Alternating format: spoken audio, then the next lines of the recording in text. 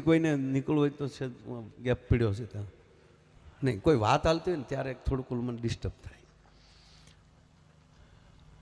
બાકી જોક્સ કહેતા હોય ત્યારે તમે ગમે ત્યાં વયા જાઓ.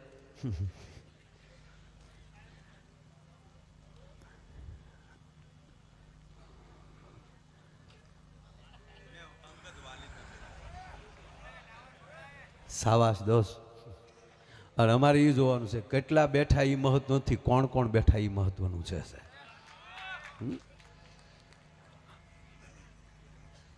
એક ભાઈ મને કે હમણાં માયા ભાઈ તમારે કલાકારોનો રાફડો ફાટ્યો. મેં તો તારે રાફડો હેનો ફાડવો એ કે જ્યાં કલા વધી છે એના પોખણા કરવાના હોય કે એની વાતો કરવાની હોય. આ કલાનું સ્ટેજ વધતું જાય છે. અને એમાં કીર્તિભાઈ આવ્યા પછી તો આખું આમ મારા આખું લેવલ વધી ગયું. અમે મરી ગયા 150 રૂપિયામાં ઉતારા ઓરડા મેડીના મોલ ગાય.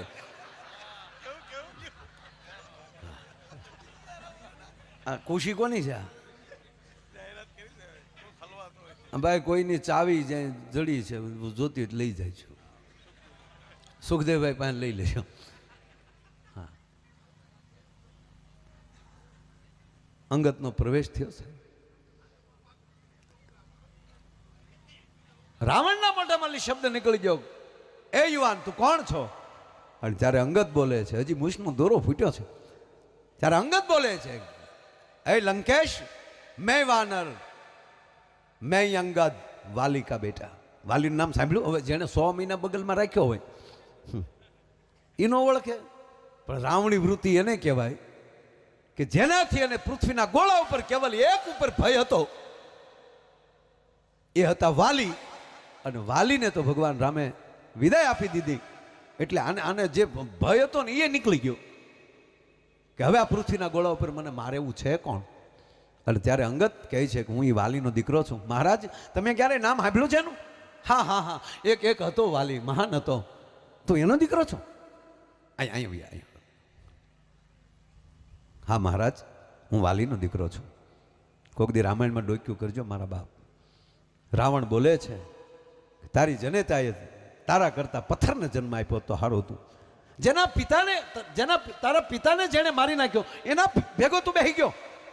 હું અંગત તને કહું છું તું મારી ભેગો આવી જા અને આપણે બે એક થઈ અને પછી તારા બાપનું વેરવાળીએ.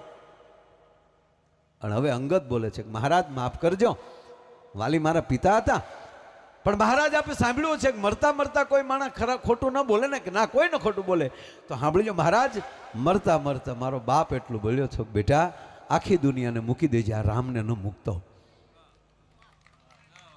અને એ જ મારા પિતાને ભગવાન રામ એટલું બોલ્યા હતા કે વાલી માગી લે, શું આપું તને? કે તો અમર કરી દઉં. કે મારો બાપ તને મેળવવા માટે હજારો વર્ષ સુધી હિમાલયની કંડરોમાં તપ કરીએ છતાં તું ન મળે. આજે અમારી હામાં પ્રત્યક્ષ તમે ઊભા હો, તને જોતા જોતા મારી આંખ વિચાઈ જાય. આનાથી મોત બીજું કોને મળે? માટે મારે હવે અમર નથી થવું. પણ પ્રભુ હવે જો તમે મને માગવાનું કહેતા હો તો એટલું કહું છું કે મારા દીકરાને તમારી પાસે રાખજો. મરતા મરતા મારો હાથ રામના હાથમાં આપ્યો છે. અને ત્યારથી સાહેબ આપણે તે સ્કૂલમાં તે વાલી શબ્દ આવે છે. છોકરાને કોઈને એમ કહે ને જાઓ તમારા વાલીને બોલાવતા ગયો, એ વાલી એટલે શબ્દ આવ્યો કે જે બાપ રામના હાથમાં જેના સંતાનોના બાવડા હોપે ને એને વાલી કહેવાય. બાકી ગમે એને હોપી દે એને મવાલી કહેવાય સાહેબ. એને બદલે આપણા માવતર એવા ભાગશાળી છે કે માં મોગલના હાથમાં આપણા બાવડા હોપ્યા છે. બાપ માં મોગલના સાનિધ્યમાં આપણે રમીએ છીએ. અને ત્યારે અંગત એટલું કહે છે કે મહારાજ માફ કરજો, મારા પિતાએ જેમ કીધું છે કે પ્રભુ રામનું ચરણ છોડતો નહીં, એટલે મહારાજ માફ કરજો. પણ એટલું કહું કે મારા પિતા બહુ મહાન હતા, પણ લખણ તમારી જેવા હતા ને એટલે પ્રભુ રામે માર્યા છે. માટે હું તમને કહેવા આવ્યો છું કે એ એવા દયાના સાગર છે, તમે ક્ષમા માગી લેશો તો 110% તમને કહું કે પ્રભુ તમને ક્ષમા કરી દેશે. માટે મારું માનો. અને આપ આ બધી જીદ મૂકી ગયો. અને રાવણ ખીજાણો છે, હે વાનર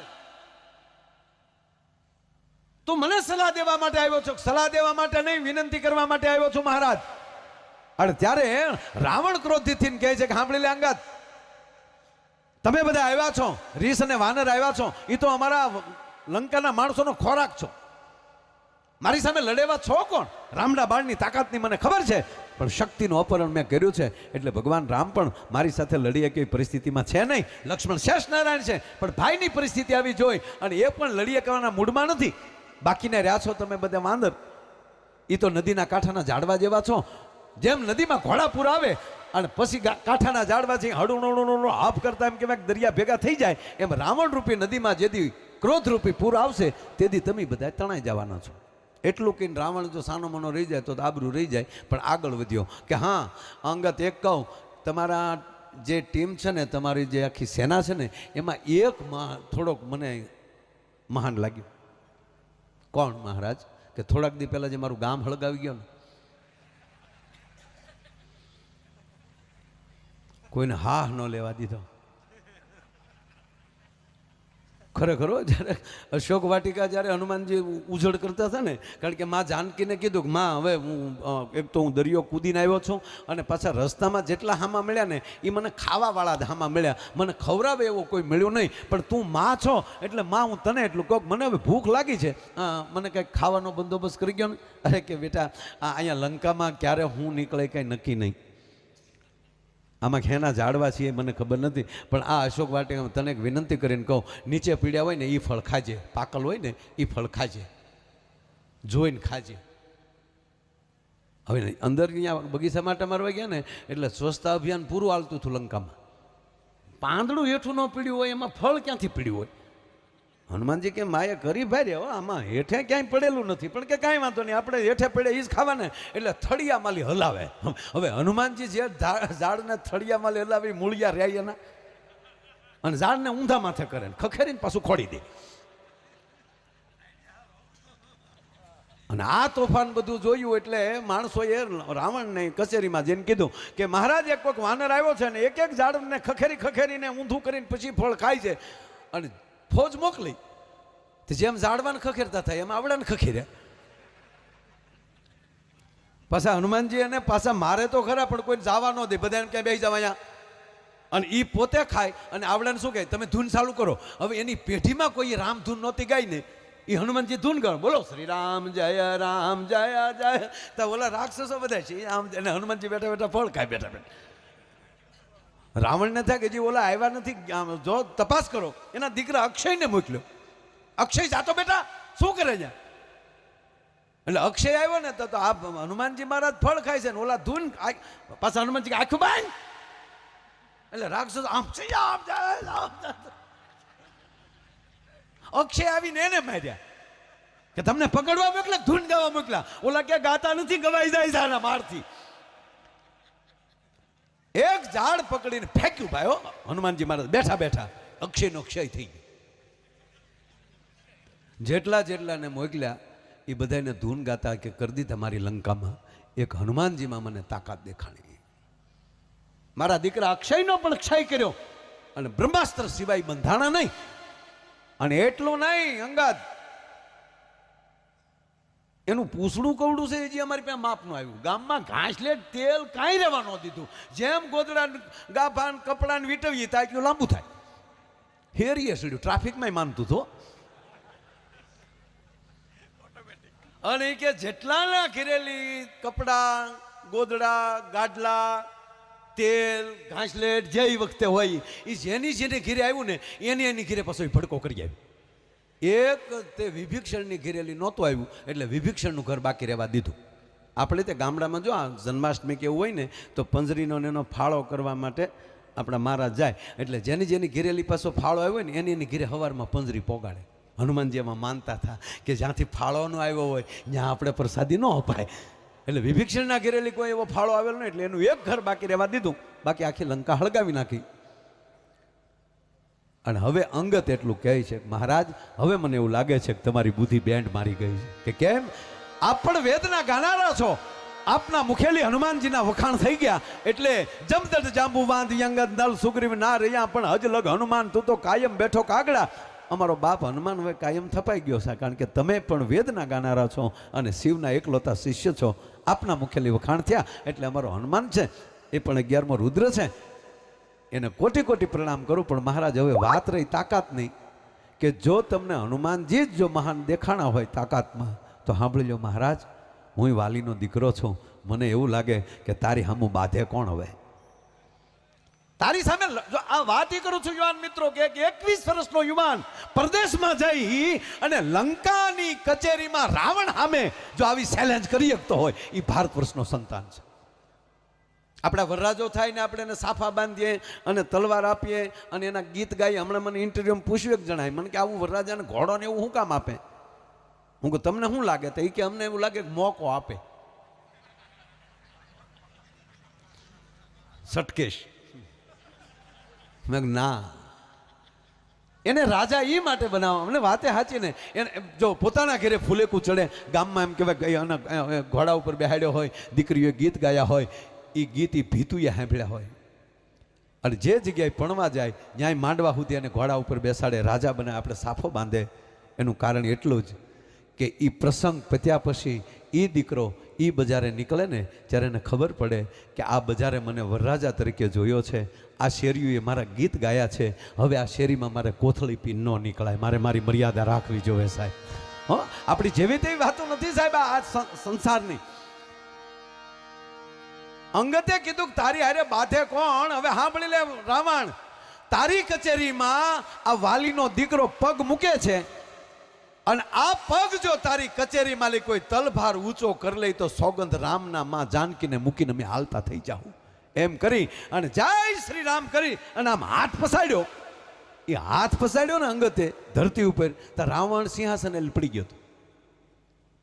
પડી તો ગયો પણ માથા મળી દહે મુંગટ હેઠા પડી ગયા.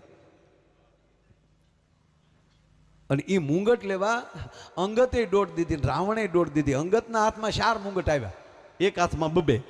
રાવણને 10 ભૂજા હતી ને તોય સહજ આવ્યા હાથમાં. અને એટલું નહીં, એમ વાંકા ઊભા ઊભા અંગતે ઘા કર્યા 2 મુંગટના, 4 મુંગટના. આપણે નથી હારો ખેલાડી હોય, હારો ફિલ્ડર હોય તો એ દડો હજી આમ ઊંચો ન થાય ને એ પહેલામાં ઊભો ન થાય એ પહેલાં એને ઘા કરી દીધો, એની સ્ટમ્પમાં દડી ગયો.